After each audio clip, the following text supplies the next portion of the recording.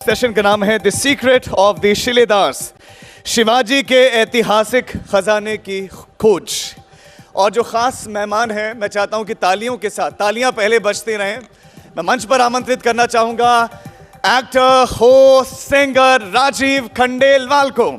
और साथ ही साथ तालियों के साथ आप स्वागत कीजिए director, costume designer Aditya ji का। और इस सेशन को आगे बढ़ाएंगी नेहा। जोरदार तालियां एक बार हो जाएं। हमारे दो खास मेहमान मंच पर आ चुके हैं और किसी भी परिचय के दरअसल कोई भी शख्सियत कभी भी किसी शब्दों में इन्हें सीमित नहीं करना चाहिए, उनका काम बोलता है। और यहाँ पर दो ऐसे ही नामचीन लोग हमारे साथ मौजूद हैं। साहित्य आस्था का मंच लखनऊ में खास तौर पर इन दोनों खास मेहमानों का बहुत ही अदब से स्वागत कीजिए। धन्यवाद। बहुत बहुत स्वागत आपका आदित्य और राजीव। सबसे पहले शुरुआत राजीव से ही कर लेते हैं, क्योंकि बहुत सारी आपने इनको सीरीज़ में देखा होगा, लेकिन इस बार एक ऐसा किरदार जो ऐतिहासिक भी है और जो कंटेम्प्रेरी भी है, यानी कि आज की दुनिया का है। तो राजीव से ही जान लेते हैं कि क्यों उन्होंने इस किरदार को चुना। क्योंकि आपकी जानकारी के लिए बता दूं कि राजीव बहुत चूज़ी हैं। हर एक्टर कहता है मैं चूज़ी हूँ, लेकिन ये आपको बहुत कम पर्दे पर इसीलिए दिखाई देते हैं क्योंकि एकदम मतलब कंजूसी से स्क्रिप्ट की शुरुआत करते हैं और वो इतना पढ़ेंगे, उसको इतना लिखेंगे, फिर बाद में सोचेंगे हाँ चलो कर ही लेते हैं। आदित्य को भी शायद उन्होंने ऐसे ही किया होगा। तो राजीव, क्यों आपने ये स्क्रिप्ट चुनी और क्या इसे करने के बाद आपको महसूस हुआ कि आपका ये अब तक का जीवन का उत्कृष्ट अभिनय और सर्वश्रेष्ठ काम था? सबसे पहले तो लखनऊ के सभी लोगों को मेरा नमस्कार। दूसरी बात है कि मैं इतना चूज़ी नहीं हूँ जितना कि आपने बताया। मैं सिर्फ वेट करता हूँ कि मुझे ऐसा कोई प्रोजेक्ट मिले जिससे जो मुझे बहुत एक्साइट करे, और वो बहुत कम होता है, तो इसीलिए वो लंबा अरसा हो जाता है मुझे पर्दे पर आते हुए। ये शो मैंने इसलिए लिया क्योंकि ये अपने आप में एक बहुत ही नायाब शो है। इस तरह का सब्जेक्ट जो है वो आज तक मुझे नहीं लगता कि फिल्मों में या OTT पे या टेलीविज़न पे कभी किसी ने अटेम्प्ट किया हो। एक किस्म का ट्रेजर हंट था। और ये भी बता दूं कि मैंने आदित्य को बिल्कुल भी इंतज़ार नहीं करवाया। आदित्य ने जब ये स्क्रिप्ट मुझे भेजी, पढ़ने के तुरंत बाद मैंने उसको बोला, आदित्य लकी रहे इस मामले में। नहीं, मुझे वो स्क्रिप्ट इतनी अच्छी लगी, मुझे लगा कि यार ये मेरे हाथ से ना निकल जाए, इसका कहीं मन ना बदल जाए। तो मैंने कहा आदित्य मुझे ये स्क्रिप्ट करनी है, and I am so happy to be a part of it. बहुत कुछ सीखने को मिला और बहुत कुछ मुझे नया करने को मिला। एज एन एक्टर आप हमेशा तलाशते रहते हैं कि मुझे कब कुछ ऐसा काम मिले जो कि मुझे कोई मेरी अपनी कला को थोड़ा और आगे बढ़ाए, मुझे चैलेंज करे। तो इसमें वो सब कुछ था जो मैं पहली बार कर रहा था। क्योंकि आप जनरली कैरेक्टर्स प्ले करते हो जिसमें बहुत जज्बात होते हैं, जिसके अंदर आप बहुत स्टडी करते हैं, बहुत लेयर्स होती हैं। ये एक ट्रेजर हंट था जिसके अंदर मुझे बहुत ही ऑर्गेनिकली अप्रोच करना था अपने कैरेक्टर को, क्योंकि आपको जगह जगह पे क्लूज़ मिलती हैं, आपको समझ में नहीं आ रहा कि आगे कहानी किस दिशा में जा रही है। तो हमने शूट भी ऑलमोस्ट बिल्कुल वैसा ही किया। तो बहुत ही एक्साइटिंग वो था कि आप जब जा रहे हो सेट के ऊपर और आपको पता नहीं है कि इसके बाद में ये कहानी, ऑफकोर्स आपने पढ़ी होती है, लेकिन आपको जब बहुत ऑर्गेनिकली रिएक्ट करना होता है, that's a very different kind of a approach. मैं अक्सर कहता आ रहा हूँ कि ये पहला शो था जहाँ मुझे होमवर्क करने की ज़रूरत नहीं थी, मुझे क्लास वर्क करना पड़ता था। और क्लास वर्क हमारा हेडमास्टर ये था, टीचर ये था। अरे हेडमास्टर बता रहे हैं आपको, कुछ तो कहिए ना अपने बचाव में। नहीं तो ये आदित्य ही था जो हमें बार बार बोलता था कि अच्छा क्या कर लिया आपने आदित्य जो आपको मतलब यहाँ पर क्लासरूम सजानी पड़ गई? कह रहे देखो क्या हुआ था, मैंने राजीव को बहुत क्लियरली बोला था कि ट्रेजर हंट में कैसे होता है ना, आप सुराग ढूंढ रहे हो और आपको वो सुराग मिलने के बाद आप वहाँ से आगे बढ़ते हो। तो मैंने बोला अगर आपको पहले से ही सारा स्क्रिप्ट में तो लिखा होता है कि क्या होने वाला है, तो मैंने कहा आप बहुत ज़्यादा पढ़ के मत आना, क्योंकि जब भी आपको मैं लेके जाऊंगा और शूट करते वक्त इन चीज़ों को दिखाऊंगा, तभी मुझे वो जो रिएक्शन चाहिए, जो आपकी एक जर्नी चाहिए, वो जितनी ऑर्गेनिक और रियल हो सके उतनी चाहिए। तो मैंने बोला आप बहुत ज़्यादा पढ़ के, बहुत ज़्यादा प्रिपरेशन करके मत आना, क्योंकि आप तो मैंने पहला हेडमास्टर देखा है जो बच्चे को ये कह रहा है कि पढ़ के मत आना। एक्चुअली वो वर्क होगा और वो वर्क होता है हमेशा, क्योंकि बहुत प्रिपेयर करके आता है तो एक्टर का ना एक इंस्टिंक्ट होता है, वो खत्म हो जाता है। और राजीव का क्या इंस्टिंक्ट है जिसकी वजह से इनका चुनाव आपने किया इस स्क्रिप्ट के लिए, इस रोल के लिए? अगर आप राजीव को पहचानते हो तो आपको पता है कि राजीव खुद एक एडवेंचर सीकर है। ये ट्रैवल बहुत ट्रैवल करते हैं, इतना ट्रैवल करते हैं। इनके बारे में मज़ेदार बात सुनिए, ये एक ऐसी सीरीज कर चुके हैं जिसमें इन्होंने दुनिया मतलब देश भर में गंगा किनारे वो सीरीज करी, और सिर्फ इस वजह से करी क्योंकि उनको ट्रैवल करना था और उसको एक बहुत ही रस्टिक तरीके से देखना था। आमतौर पर क्या होता है, हम लोग फ्लाई करते हैं, किसी अच्छे रिजॉर्ट में रुकते हैं, ये उसको पूरा रोड ट्रैवल कर रहे थे और उसको पूरा अपने आप में जज्ब कर रहे थे कि ये है असली इंडिया, यही है हमारा भारत, यही है हमारी गंगा, यही है हमारी संस्कृति। वो अगर आप सीरीज़ कभी राजीव की देखेंगे तो आपको पता चलेगा कितना कितना ज़्यादा प्यार इनको ट्रैवल से है। देखो ट्रैवलिंग से ना बहुत फ़ायदे होते हैं ट्रैवलिंग के, और एक एक्टर के लिए तो बहुत ज़्यादा फ़ायदे होते हैं, क्योंकि आप इतने सारे लोगों से मिलते हैं, आप इतने अलग अलग किस्म के लोगों से मिलते हैं, आप ऐसे अलग अलग जगह पर जाते हैं, आप अलग अलग रहन सहन देखते हैं, कि मुझे लगता है कि आपकी जो कला है उसमें वृद्धि होती है, बिकॉज आप कुछ किरदार आपके दिमाग में हमेशा रह जाते हैं, आपको जगह की सादगी समझ में आती है, आपको वो सब मोमेंट्स याद आते हैं जब आप परफॉर्म कर रहे होते हैं। तो I think travelling has really help me. ये इस सीरीज़ में काम आया आपका ट्रैवल इस सीरीज़ में भी बहुत काम आया, कि इस सीरीज़ में फिजिकली बहुत काम आया, क्योंकि इस सीरीज़ के अंदर फिजिकली हमें बहुत ट्रैवल करना पड़ रहा था, हमें एक लोकेशन से दूसरी लोकेशन पर जाना पड़ रहा था। हम कभी भी ऐसा नहीं था कि उठे और एक ही सेट पे पहुंच गए।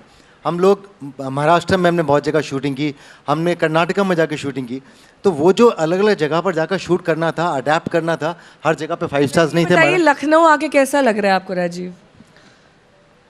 लखनऊ आके हमेशा एक बहुत ही डिफरेंट किस्म की फीलिंग होती है, क्योंकि यहाँ का जो एक हवा में जो एक माहौल है, या यहाँ की गर्मजोशी है, यहाँ का या ये कह लीजिए कि यहाँ का जो कैरेक्टर है, वो आपको लखनऊ आने से पहले ही आपको पता है कि मैं लखनऊ लैंड करने वाला हूँ। तो मैं यहाँ पे कई बार आ चुका हूँ, and there is something which is very very unique about Lucknow. हम जब बॉम्बे में भी जब लोगों से मिलते हैं जो लखनऊ से होते हैं, आपको पता है कि ये लखनऊ से हैं, उनकी बातचीत से, उनके एटीट्यूड से ही कि भाई साहब ये लखनऊ के हैं। तो I think it's always a very very good feeling. आपको कैसा लगा? मुझे बहुत मैं 1 साल पहले आया था यहाँ पे, स्काई फोर्स नाम की फिल्म का शूटिंग चल रहा था, अक्षय कुमार की फिल्म थी, और वहाँ लखनऊ में उनका शूट हुआ था। तो मैं मेरी अभी जो फिल्म शूट कर रहा हूँ, थामा नाम की फिल्म है, आयुष्मान और रश्मिका की, तो उसकी स्क्रिप्टिंग के लिए आया था यहाँ पे, और मेरे राइटर अमर कौशिक जो प्रोड्यूसर है वो सब यहीं पे थे। तो मैंने 6-7 दिन गुजारे यहाँ पे, और क्योंकि आप लिखते हो ना फिल्म, तभी आपके पास बहुत टाइम होता है। कुछ दिन और गुजारो लखनऊ में भी एक नहीं, पर मेरी शिकायत है राजीव से एक्चुअली, कि हम लखनऊ आ चुके हैं और ये खाना तो बिल्कुल इतना ऐसे, अरे आप ही खा लीजिए, वो नहीं भी खा नहीं वो खाते ही नहीं है, तो उनको कहाँ लेके जाऊँ मैं? देख के खुश हो लेंगे। आप प्लीज उनको बोलिए जरा कि लखनऊ आए। लखनऊ आके जिसने खाना नहीं खाया ना, उसने वाकई असली लखनऊ नहीं देखा है। अब चाहे आप डाइट करिए, चाहे कुछ भी करिए, लखनऊ जाना ही जाता है उसके खाने के लिए। जी हाँ, मैं बता दूं आपको, जब मैं वापस जा रहा हूँ तो मेरे बैग के अंदर सिर्फ खाना ही होगा। मेरी वाइफ ने मुझे बोला है कि देख तू बहुत एम्बैरेसमेंट होने वाली तेरे को, क्योंकि जब एक्सरे मशीन में तेरा बैग निकल के जाएगा तो उसमें कहाँ से कबाब निकलेंगे, कभी बिरयानी निकलेगी, इतना नहीं क्या क्या निकलेगा, but that I can't help it. वो मैं इनफैक्ट पहले ऑर्डर कर चुके हैं जो मेरे होटल में पहुँचने वाला है। आदित्य, वापस आपकी सीरीज़ पे आते हैं, क्योंकि शिवाजी एक बेहद संवेदनशील टॉपिक है। आपकी जो सीरीज़ है वो एक किताब पर आधारित है। जब आपने ये सीरीज़ बनाई तो सबसे महत्वपूर्ण आपने क्या समझा? किस तरीके से आप इसको पोर्ट्रे करेंगे? हिस्ट्री और कंटेम्प्रेरी का मिश्रण कैसे करेंगे? कितना फैक्ट लेंगे, कितना फिक्शन लेंगे, और इसे इंटरेस्टिंग कैसे बनाएंगे? किसी भी डायरेक्टर के लिए होता है ना, कमर्शियल रुद्रा नहीं आएगी तो फिर कुछ भी नहीं है ना। तो देखो, मेरे लिए बहुत इंपॉर्टेंट एक बात थी कि ये क्यों बनाई सीरीज़।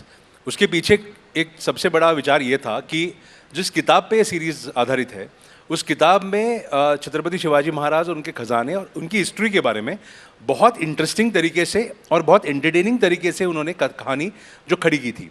तो मुझे हमेशा लगता है कि हमें भारत में रह के हमारी हिस्ट्री के बारे में बहुत कम पता है, और पता ही नहीं है। यानी बच्चों से जब मैं मेरे बच्चों से बात करता हूँ तो स्कूल में जो पढ़ रहे हैं और जो एक्चुअल हमें बाद में पता है, उसमें बहुत अंतर है, बहुत फ़र्क है। तो मुझे लगा कि अगर कोई एंटरटेनिंग तरीके से उनको ऐसी चीज़ें बताए जो हुई थी, पर जिसको हमने थोड़ा फैक्ट और फिक्शन का मिश्रण करके एक बहुत सस्पेंस, थ्रिलर और एडवेंचर के उस ढांचे में डाल के उन तक पहुँचाए, तो वो देखेंगे और देखने के बाद वो थोड़ा अपना खुद का रिसर्च करेंगे जो एक्चुअली शो के बारे में हो रहा है। तो 31 जनवरी को शो लॉन्च हुआ। किस तरीके का रिस्पॉन्स है? क्योंकि बढ़िया रिस्पॉन्स एक्चुअली, लोगों ने कहाँ से, महाराष्ट्र में तो बहुत बड़े लेवल पर रिस्पॉन्स मिला। अभी ऑरमैक्स बोल के कंपनी जो ऑफिशियल रेटिंग देती है, तो अभी नंबर 1 फिक्शन शो है इंडिया में अक्रॉस ऑल प्लेटफॉर्म्स इस हफ्ते का।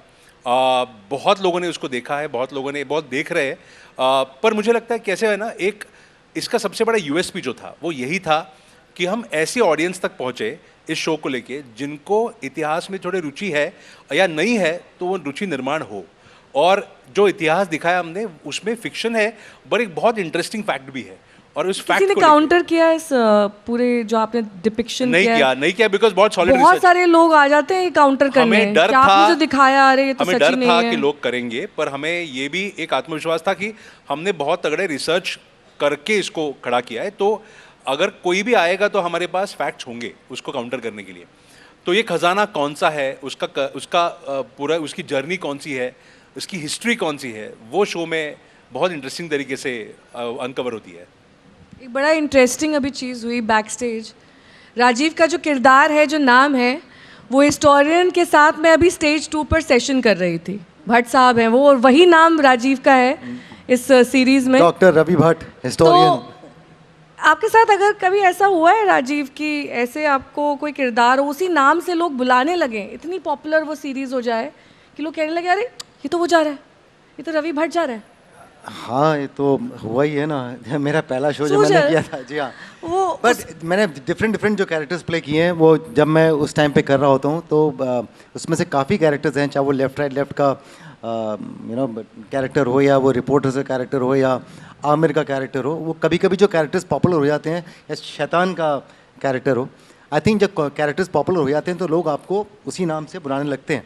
लेकिन उससे ज़्यादा इंटरेस्टिंग बात बताता हूँ कि जब मैं बॉम्बे आया था तो मैं एक शख्स से मिला, मैं इनफैक्ट उनके बारे में मैं जानता था।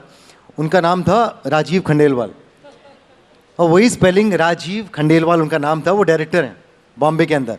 और जब मैं बॉम्बे आ रहा था तो मुझे इतनी बड़ी कन्फ्यूजन हुई, मैंने कहा यार ये तो पॉपुलर डायरेक्टर है, अब मैं जहाँ पे भी जाऊँगा लोग समझेंगे कि मैं ये वो राजीव खंडेलवाल हूँ। तो मैंने अपना नाम बदल दिया, मैंने अपना नाम कर दिया था विजय खंडेलवाल। ऐसे ही मैंने कहा विजय खंडेलवाल करता हूँ, you won't be knowing the story. So फिर मैं जब परेशान हो गया, मैंने कहा, क्योंकि एक बार जब मैं छोटा सा कैरेक्टर मैंने प्ले किया तो प्रेस वाले मुझसे मिलने के लिए आए, तो उन्हें लगा कि मैं वो राजीव खंडेलवाल हूँ जो डायरेक्टर हैं, जो म्यूज़िक वीडियोस बनाते थे उस समय। और मैंने कहा मैं वो राजीव खंडेलवाल नहीं हूँ, मैं ये राजीव खंडेलवाल हूँ, लेकिन प्लीज़ मेरा आप ले लीजिए इंटरव्यू, थोड़ा सा कहीं लिख दीजिएगा मेरे बारे में। तो उन्होंने नहीं लिया उन्होंने। तो जब मैं बॉम्बे गया, उसी राजीव खंडेलवाल के ऑफिस में गया और मैंने उन्हें बोला कि यार या तो आप नाम बदलो या मैं बदलूंगा। तो ऑब्वियसली उन्हें तो बदलना नहीं था, बट अभी वो मेरे बहुत अच्छे दोस्त हैं। जब मैं बालाजी में जब पहला शो कर रहा था तो वो डायरेक्ट करते थे द पैकेजिंग एंड ऑल। तो कभी कभी उनके चेक मेरे पास में आते थे और मेरे चेक उनके पास में जाते थे, तो उन्हें बहुत एम्बैरेसमेंट होती थी, मुझे बहुत प्राउड होता था महसूस कि उनके उनके उनके आपके ज्यादा वाले चेक आ रहे होंगे ना? नहीं, उस टाइम स्टार्टिंग की बात कर रहा हूँ ना, Starting तो की उन्हें बात। बहुत एम्बैरेसमेंट होती थी कि उन्हें उनके तो मेरा छोटे चेक वाले मिला। चेक आ रहे होंगे जो उनके तो मोटे वाले होते मोटे थे। वाले उनके होंगे।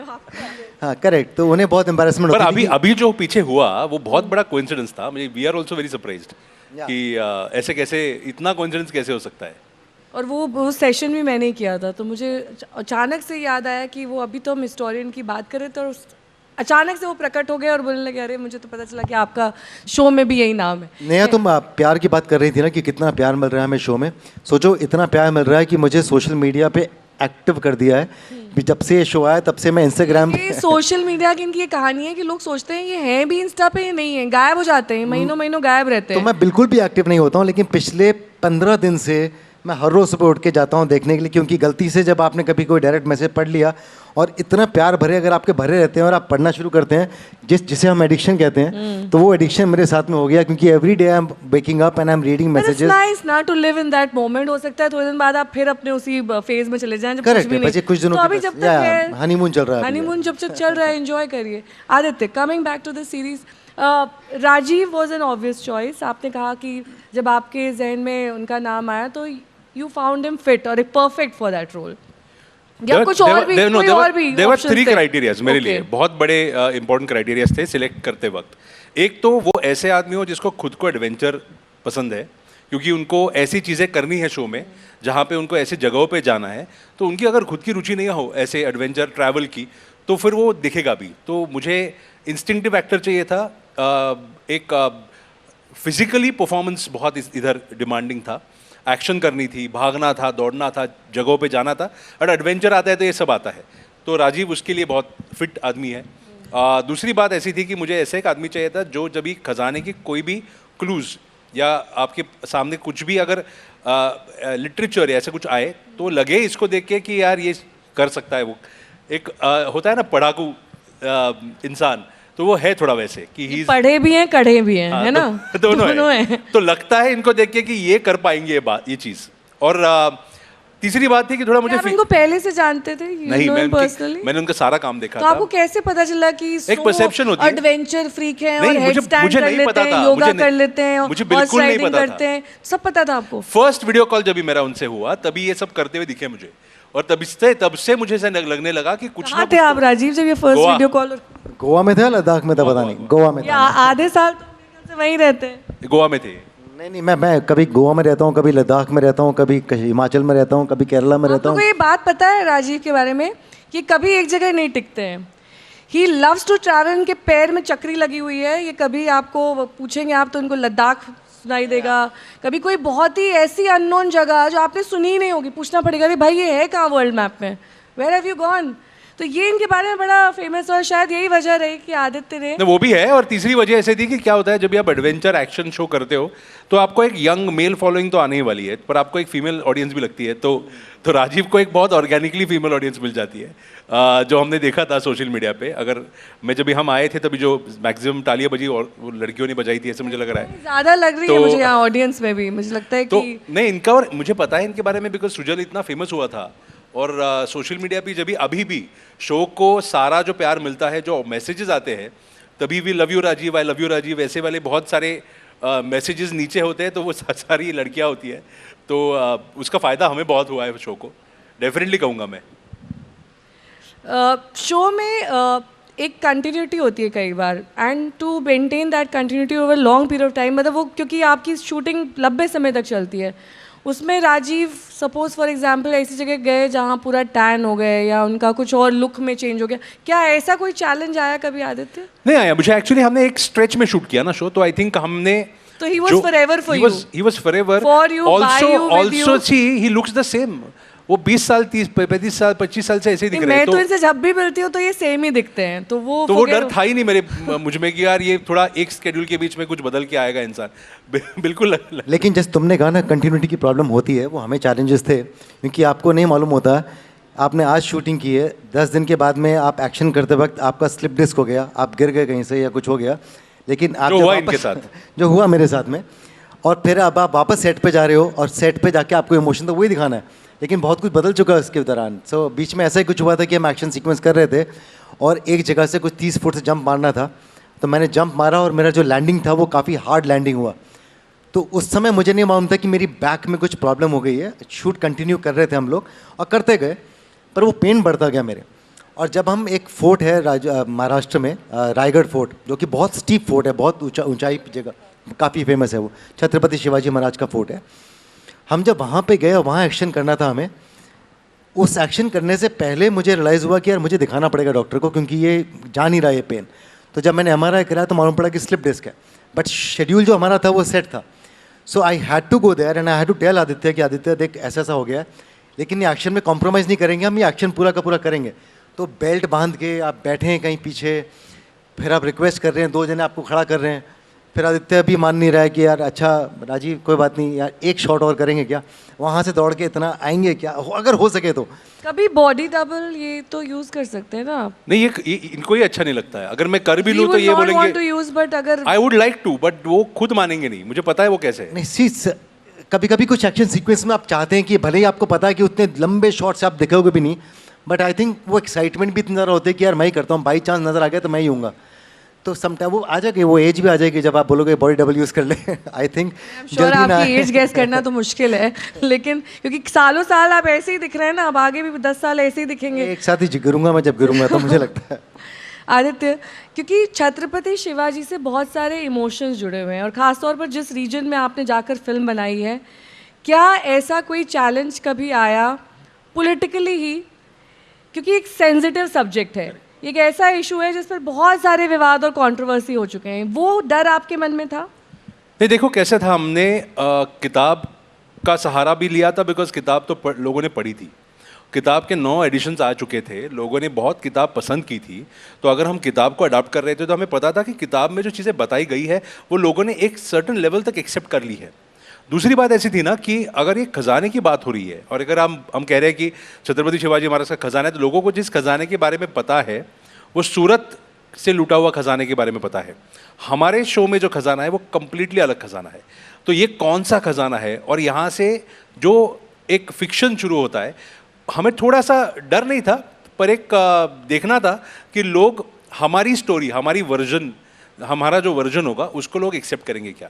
पर लोगों को वही पसंद आया, क्योंकि देखो कैसा है, ये सबको पता है कि दक्षिण दिग्विजय दौरा जो छत्रपति शिवाजी महाराज का हुआ था, कि उनके राजा बनने के बाद उन्होंने तंजौर तक उनकी सवारी गई थी, और वहाँ पे उन्होंने काफ़ी मंदिरों को वापस उन्होंने उनको बनवाया था जो खराब टूटे थे या ऐसे मंदिर तो थे। आपको ये नहीं लगा कि ये आपकी सीरीज उस रीजन में ही पॉपुलैरिटी के लिहाज से कन्फाइंड रह जाएगी, क्योंकि in the other parts of India, खासतौर पर नॉर्थ में इतना नहीं है शिवाजी का। और पर वही है बात ना कि देखो क्या है, अगर आप छत्रपति शिवाजी के बारे में बात कर रहे हो और अगर नॉर्थ में ये सीरीज देखी जा रही है तो एज एन एडवेंचर शो भी ये देखी जा रही है ना। ऐसे आपके नहीं कि- दो sides हैं हाँ, उसमें। क्योंकि ऐसे नहीं कि हम एक हिस्ट्री लेसन आपको पढ़ा रहे हैं, हम एक्चुअली आपको एक बहुत एंटरटेनिंग शो दिखा रहे हैं जिसमें ये सब चीज़ें हैं।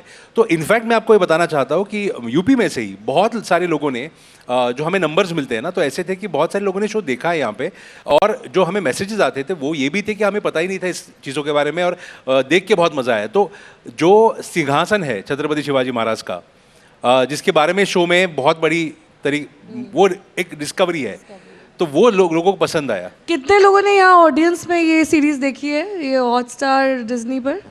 हाथ उठा के देखो, बताइए। देखिए, हार्डली, मतलब पीछे भी कुछ लोग हैं, तो अभी मुझे हाथ देखेंगे। दिखाई दे रहे, फ्रंट में तो है ही। अरे सारी लड़कियां कम से कम राजीव के लिए तो देख लीजिए यार सीरीज, कुछ नहीं तो। देखो मैं बताऊँ ये शो के बारे में एक बहुत चीज़, अभी आपने क्वेश्चन पूछा उसके बारे में बताता हूँ। अगर आप सोचो, हम सबके अंदर ना इतिहास जानने की रुचि होती है, बस हम उतना ही पढ़ते हैं, लेकिन जब आप पढ़ना शुरू करते हैं तो फिर पढ़ते जाते हैं कि अरे ऐसा भी हुआ, वैसा भी हुआ, वैसा भी हुआ। इस सीरीज़ की सबसे खूबसूरत चीज़ ये है कि अगर हम हिस्ट्री में गूगल पे जाके भी देखें कि छत्रपति शिवाजी महाराज का एक खजाना है जो कि हिस्ट्री में लिखा हुआ है कि खजाना था उनका। और जब औरंगज़ेब गए वहाँ पर रायगढ़ फोर्ट के ऊपर, और जब उन्होंने उस फोर्ट के ऊपर कब्जा किया, उन्हें सब कुछ मिला लेकिन छत्रपति शिवाजी महाराज का सिंहासन नहीं मिला। तो ये हिस्ट्री में इतना तक तो लिखा हुआ है कि लेकिन वो सिंहासन गया कहाँ। वहाँ से बना फिक्शन कि आज के ज़माने का लड़का है जिसे इस बात का एहसास होता है कि वो उस सिंहासन का सेफ कीपर है, और वो जब उस सिंहासन तक पहुंचता है, that makes the whole series very exciting. तो बहुत ही मतलब बहुत ही क्या ऑर्गेनिक तरीके से it will get you in you know as a viewer, because it's a very exciting premise. क्योंकि आप एक खजाना ढूंढ रहे हो जो कि हिस्ट्री में लिखा हुआ है, अब वो खजाना मिलता है कि नहीं मिलता, कैसे मिलता है, क्या वो सिंहासन मिलता है कि नहीं मिलता, और अगर मिलता है तो कैसे मिलता है। आपने राजीव ये किताब पढ़ी थी जिस पर आधारित है? नहीं, ये मराठी में लिखी हुई किताब है, अच्छा। बट मैंने नहीं पढ़ी थी, लेकिन मुझे उस किताब का जिस्ट मालूम था मुझे, मतलब जो जितना भी मुझे मालूम- लिटिल बिट ऑफ आइडिया, थोड़ा बहुत आपको। बहुत लिटिल आइडिया था, लेकिन मैंने किताब, वो 800 पन्नों की किताब है ना, शायद 800 पन्नों की किताब है वो, जिसको तो हमने उसके बाद आपने सीधे स्क्रिप्ट पढ़ी। सीधा स्क्रिप्ट पढ़ी मैंने। स्क्रिप्ट में सबसे ज़्यादा स्ट्राइकिंग आपको क्या लगा? कि मतलब जैसे होता है ना, कई बार आप पूरी पढ़ डालते हो, उसके बाद फिर आप यू गो 5 दिन में सोचूंगा मैं, क्या आपने इंस्टेंटली डिसाइड किया या I am going to do it? There was a very immediate connect with the script, because imagine, एक तो ट्रेजर हंट होता है कि मैं खजाना ढूंढ क्यों रहा हूँ, लेकिन उस खजाने के पीछे जैसी छत्रपति शिवाजी महाराज का खजाना अगर लग जाए और वो उस खजाने को ढूंढता है, और उसे सबसे पहले तो इस बात का एहसास होता है कि मैं खजाने का शिलेदार हूँ। मतलब मैं, ये क्या मजाक है मेरे साथ में कि आप बता रहे हो कि मैं उस खजाने को का सेफ कीपर हूँ। बट जैसे जैसे उसके साथ में इंसिडेंट्स होते जाते हैं, एंड देन ही रियलाइजेस कि वो छोटा मोटा आदमी नहीं है, वो छत्रपति शिवाजी महाराज के खजाने का केयर टेकर है, and he has to find the खजाना इससे पहले कि वो खजाना गलत हाथों में चले जाए। तो ये अपने आप में इतना एक इंटरेस्टिंग प्रीमाइस है कि आई थिंक कोई भी एक्टर अगर पढ़ता उसे, he would have said I would love to do it. So एक ट्रेजर हंट अपने आप में बहुत ही डिफरेंट किस्म का एक जॉनर होता है, जो कि हम इंटरनेशनली बहुत देख चुके हैं, लेकिन यहाँ पर हमारे इतिहास से जुड़ा हुआ अगर ट्रेजर हंट हो तो I think that makes the whole thing very very exciting. Aditya, आपका निर्देशन के क्षेत्र में कैसे आना हुआ?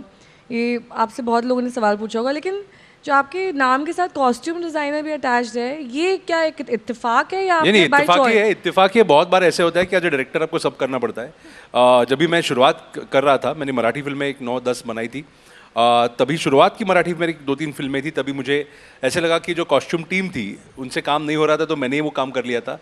प्रोड्यूसर ने बोला था कि यार टाइटल दे दे, और वो टाइटल रह गया।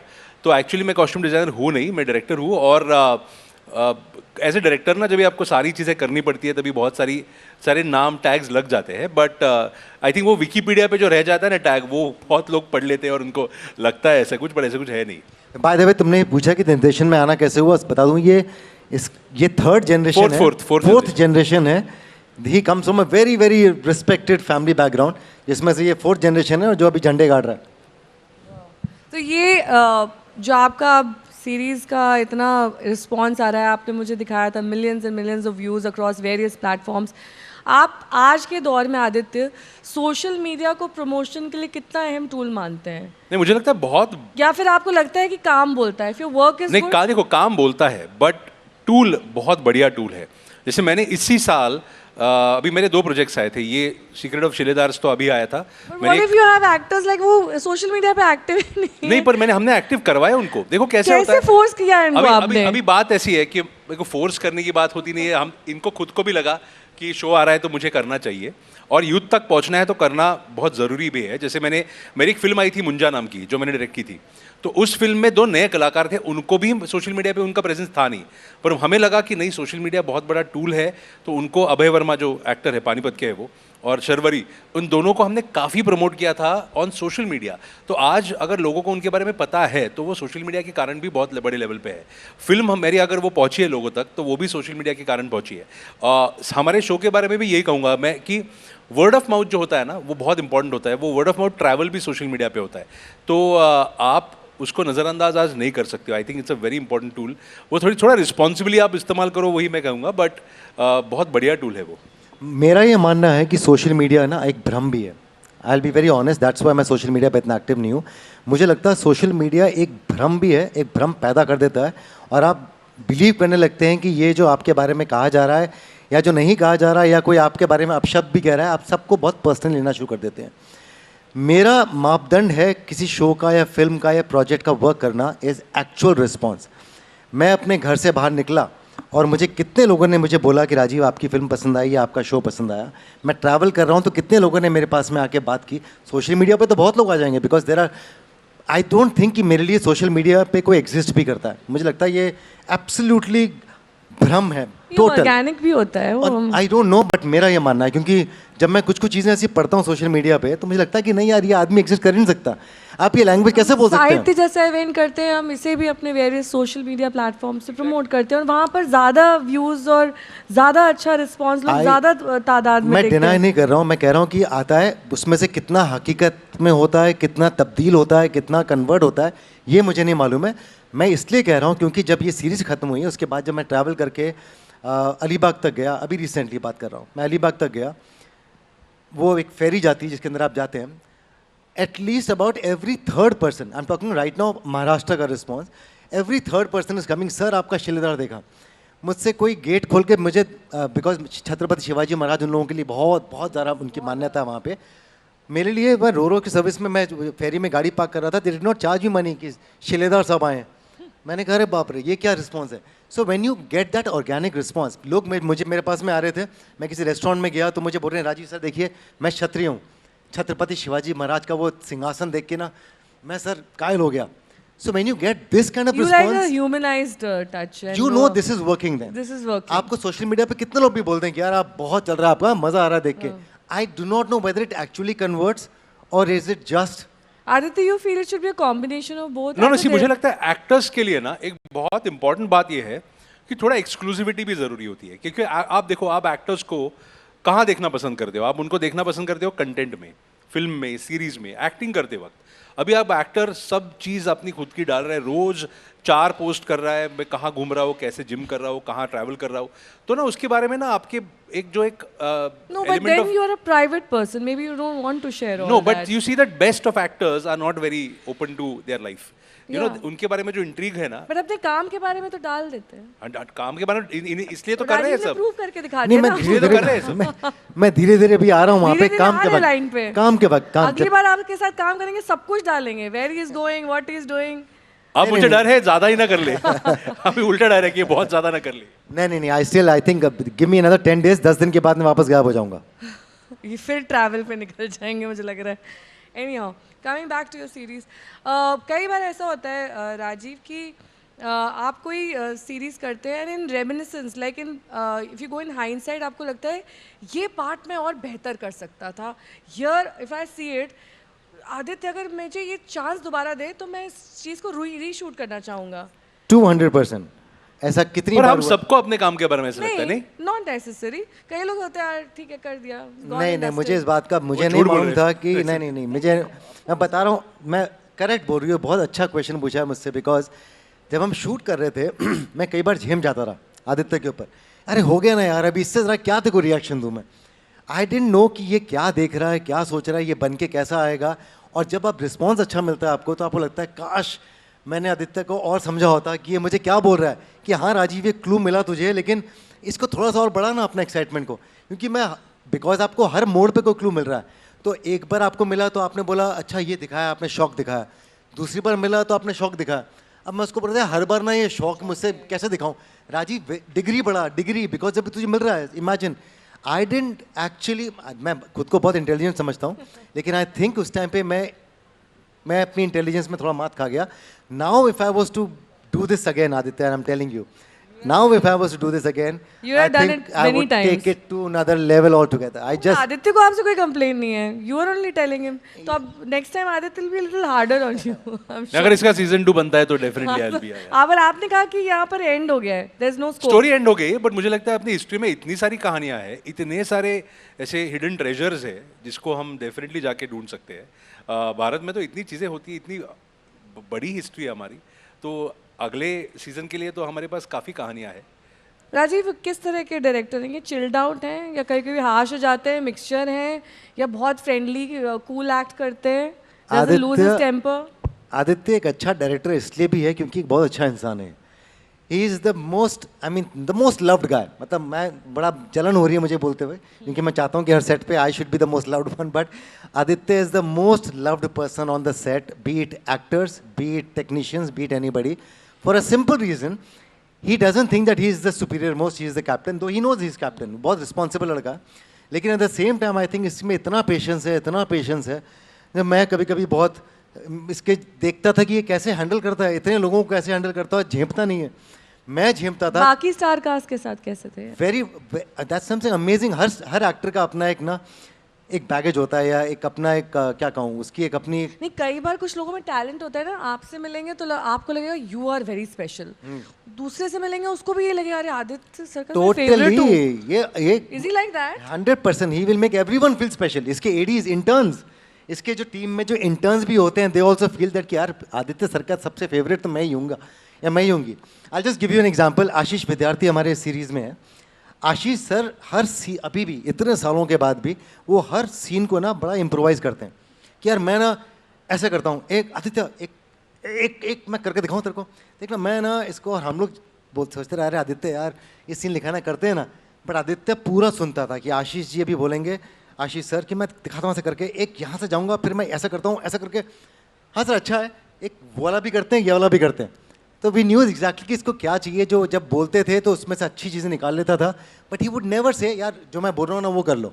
एक बार भी इसने ना मुझे, ना आशीष सर को, ना गौरव को, ना सही को, किसी को कभी ये नहीं बोला कि नहीं यार तुम जो मैं बोल रहा हूँ कर लो. गौरव को कभी कभी बोलता था तो मैं ज़रा दिमाग मत लगा, जब मैं बोल रहा हूँ वो कर ले. आदित्य को इतना मीठा हो गया ना, वो मलाई मक्खन भी नहीं खाएंगे. अभी कैसे खाऊंगा बताइए मुझे. नहीं, बट एक मुझे लगता है हमेशा इतना as a director- मलाई और इतना मक्खन सब एक साथ नो आ गया. देखो मुझे ऐसा लगता है कि जब भी आपके साथ एक अच्छी टीम हो, अच्छे एक्टर्स हो और जो डेडिकेटेड हो. सी एक बात हमेशा मुझे लगती है कि कोई भी प्रोजेक्ट ना अगर वर्क होता है, कोई भी फिल्म वर्क होती है, सीरीज वर्क होती है, तो उसके पीछे अगर काम करते वक्त सच्चाई हो ना, और अगर एक मेहनत हो ना, तो वो लोगों तक पहुंचती है.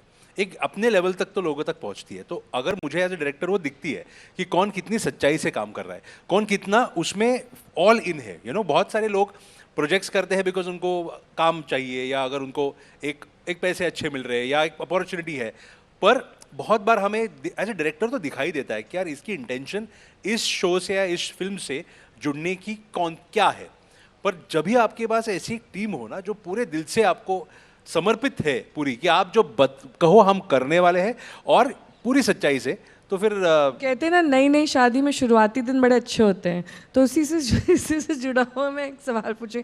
अब आगे भी आप आदित्य के साथ काम करना चाहेंगे या यहीं पर अगर मतलब स्क्रिप्ट नहीं भी पसंद है तभी मैं ये बता इसमें है आई condition। डोंट बिलीव कि हम साथ में काम करेंगे नहीं करेंगे. Ideally speaking I would love to work with him, but depend करता है कि हम कब कौन सा ऐसा प्रोजेक्ट ये आपकी नई शादी बोल रही है अभी? नहीं एब्सोल्युटली नहीं. In fact I wish him the best.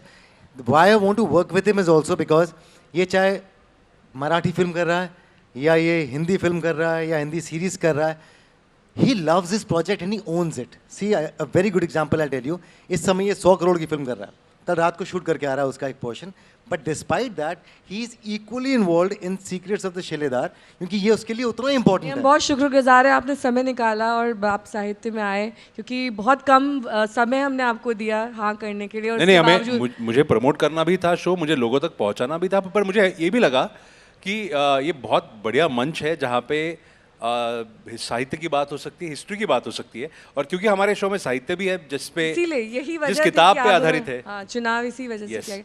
लेकिन आदित्य जब भी आप, ये तो मेन किरदार है, जो अन्य किरदार हैं आपकी सीरीज में, आप अपना तो डिसीजन लेते हैं, आप किन और लोगों का सुझाव इसमें लेते हैं जब आप चयनित करते हैं बाकी किरदारों को? देखो मुझे लगता है कि एक्टर को जब भी आप चुनते हैं ना, डायरेक्टर का काम आधा कहाँ पे खत्म होता है, जब भी वो कास्टिंग सही करता है।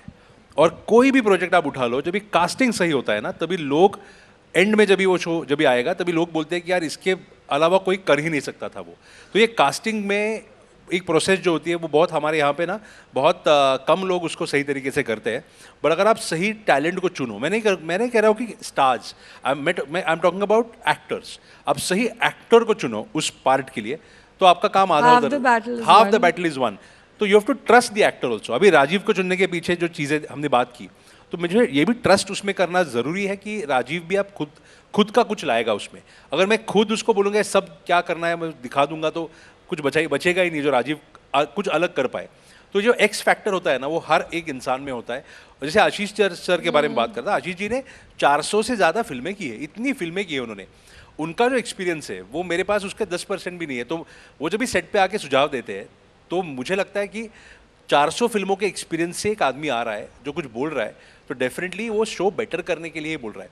और जब भी एक आपकी पूरी टीम आपके फिल्म को या आपके सीरीज को बेटर बनाने के लिए काम कर रही है ना कि सिर्फ मेरा काम कैसे बेटर हो, तो आपको समझ में आता है कि वो सुझाव कौन सी तरफ जा रहा है। तो I was very lucky and very blessed कि मुझे एक ऐसी टीम मिली जिन्होंने अच्छा शो बनाने की, तो आप वो क्रिएटिव लिबर्टी देते हैं 100%।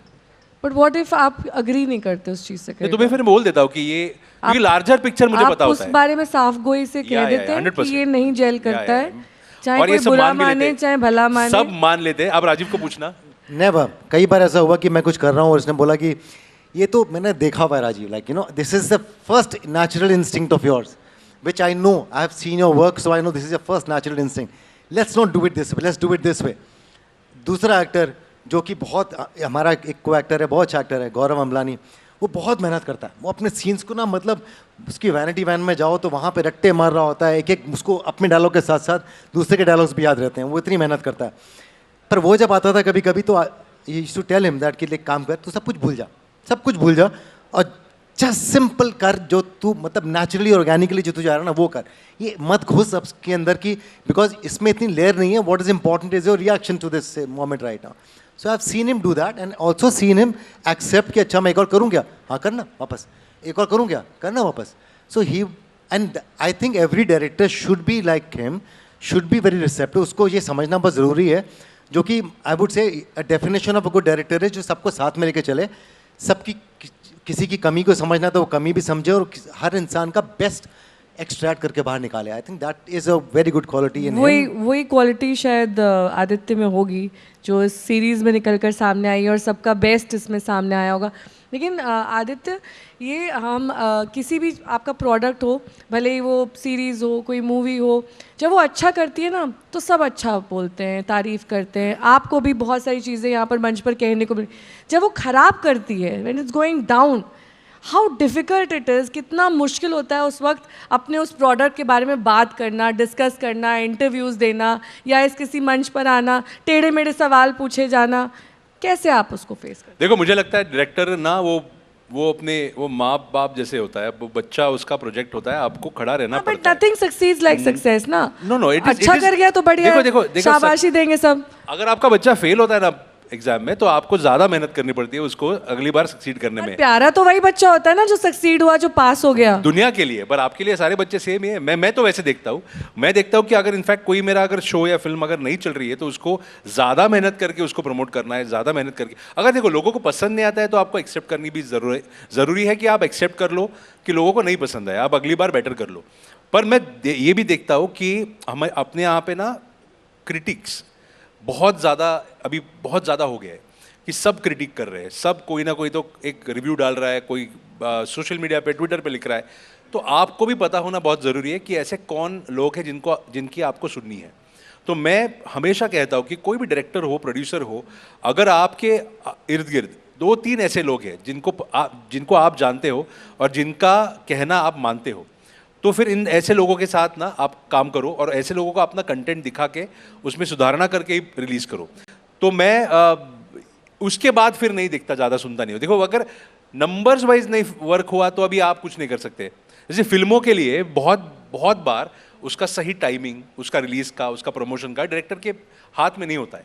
जैसे हमारे हाथ में नहीं है कि हम कितने अलग अलग प्लेटफॉर्म्स में जाके उसको प्रमोट कर सके, पर अगर आप कर सकते हो तो आपको करना ही चाहिए। और अगर आपका प्रोजेक्ट कैसे भी हो, आजकल मुझे नई चीज़ है ना पॉडकास्ट, मुझे एक्चुअली समझ नहीं आता है। Lot of people go for this podcast, उनको अच्छा लगता है, बड़े इंटरेस्टिंग, मिर्च मसाला। हम लोग तो रूटीन यूजुअल क्वेश्चंस पूछते हैं जो मतलब इतना कोई, they don't sound very nice, but आपको काम के बारे में और जो भी आपने क्रिएट किया उसके बारे में ज़्यादा वो जो है वो अलग। वो जगह राजीव ये जूते आपने कहाँ से लिए, राजीव आपने ऐसे जूते क्यों पहने, I am just giving an example. तो वो पॉडकास्ट विच इज़ सो हल्का, आई फाइंड इट हल्का समटाइम्स, वो आप कैसे हैंडल करते हो? और do you find it is important to talk to those kind of mediums also? No, I think podcast are very very important. I think आप देखो जो लोग यहाँ पे बैठे हैं सब लोग पॉडकास्ट देखते हैं, सब अपने अपने चुने हुए रहते हैं। देखो कैसे पॉडकास्ट कौन सी क्या देखना है I said some of them.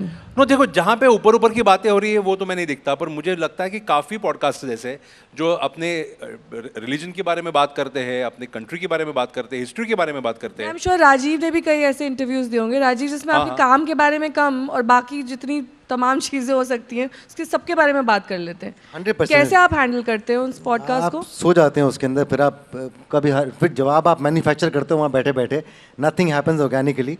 I think ऐसे पॉडकास्ट के अंदर यही होता है, या ऐसे किसी भी कॉन्वर्सेशन में जहाँ पर आपको लग रहा है कि अब ये बात सिर्फ करने के लिए बातचीत की जा रही है, या somebody is trying to sound very intelligent and not talking about the reason why I'm here for, you know, तो वो आपको then it becomes a very inorganic। Aditya ना 2-3 कॉमन सवाल होते हैं। देखो अभी आप इतने इंटरव्यूज देखते हो तो पहला कॉमन सवाल होता है कि आपको ये करते वक्त कैसे लगा।